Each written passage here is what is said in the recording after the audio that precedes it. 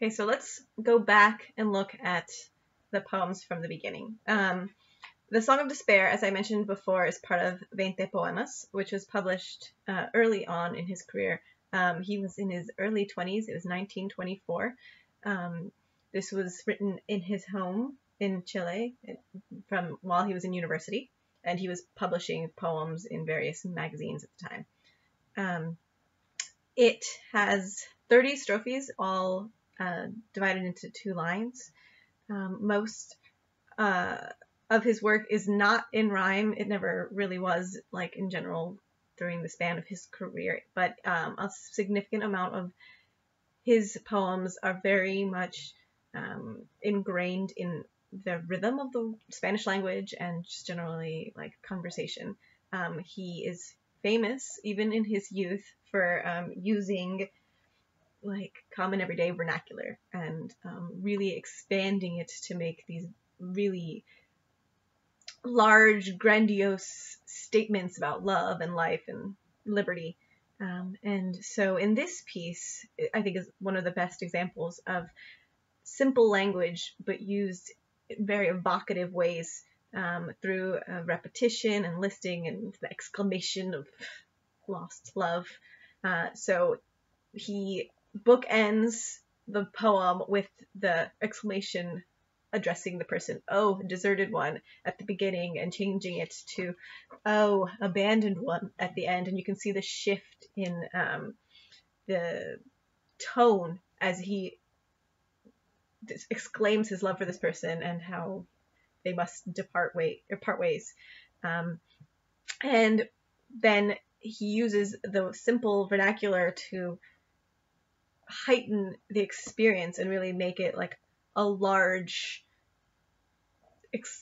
statement of the connection that these people had. He uses the lists, as in strophe 5, with comparing her to various gigantic elements of the earth. So you swallowed everything, like distance, like sea, like time. And these are simple words, but the way that they're used, the way that they're listed, the way that he, repeats the idea and furthers it with each thought, that's what really makes the statement so grand. When we get to strophe 5, we get the first big exclamatory statement, "In you everything sank," that's repeated 5 times in the poem. 4 of them fairly quickly, consecutively, in the from strophe 5 through 9, and then once more towards the end in strophe 25, for emphasis and to really push the idea that she is this grand force that changed how things existed in his world. In strophe 16, where he's explaining how terrible and brief was my desire to you, how difficult and drunken, how tensed and avid.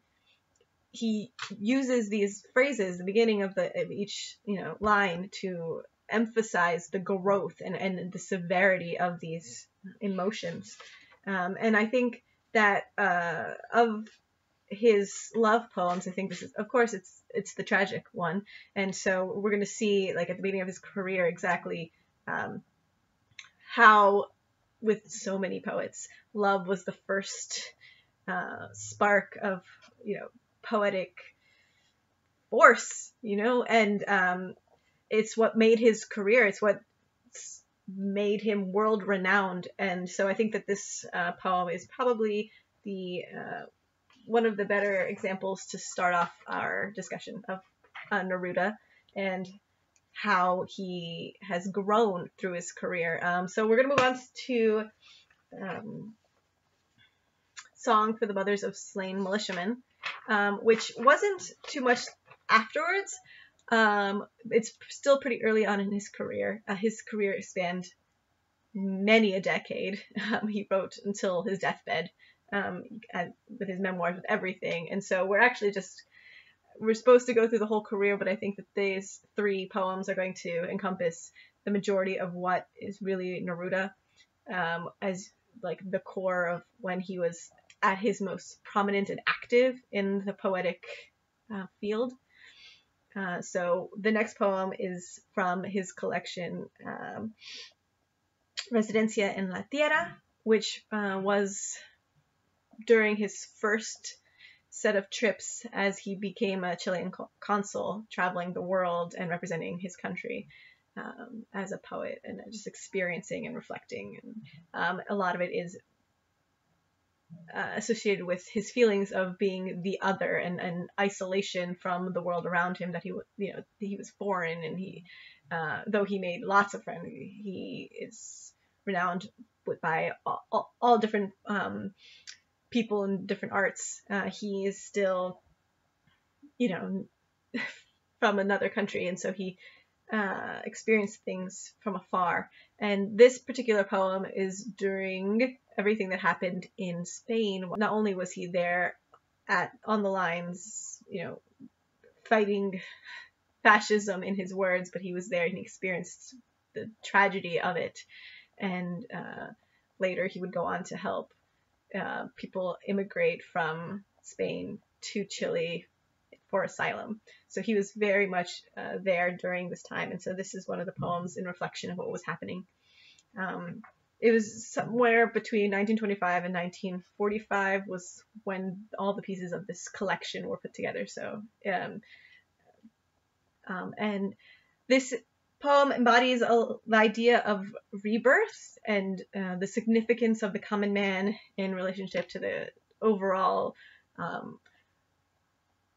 political problems of the time. And it's an idea that we're going to repeat again in America, Insurgent America, because it's something that was so important in his work, the idea that man isn't singular in his struggles, that he is part of the larger image. And so we'll see, comparing the two, how his writing reflects the growth that he did as a poet, and though the idea is very similar, we can see how he uses his poetic devices in a different way. This poem doesn't involve any rhyme in it, and it's broken down into 8 strophe, and the length of which varies from strophe to strophe, and it's generally one long thought. As you can see, some of the strophes even begin mid-sentence, and so there isn't his strophes are broken down rhythmically rather than content or idea. He uses repetition again in this poem, like in the end of the first strophe, where he says that there's pure shadows have gathered in the copper-colored meadowland, like a curtain of armored wind, like a barricade of the color of fury, like the invisible heart of heaven itself. And it's the way that he used it, like again in Veinte Poemas, where he expands on the original idea and he's making it larger in its conversation with the universe and man. And we see that again in strophe 5 with his comparison of what he's doing, like the repetition of their interactions. So he says, your mantles in mourning join all your tears until you make them metal. For there we strike by day and by night. There we kick by day and by night. There we spit by day and by night until the doors of hatred fall.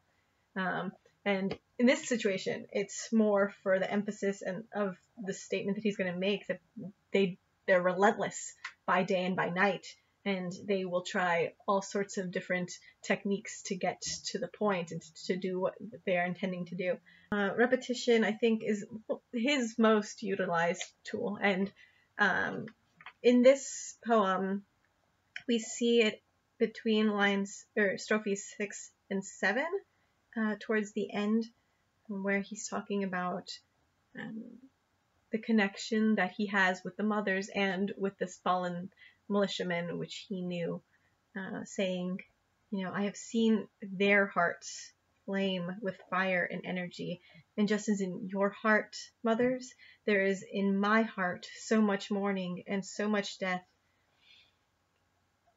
that it is like the forest drenched by the blood that killed their smiles.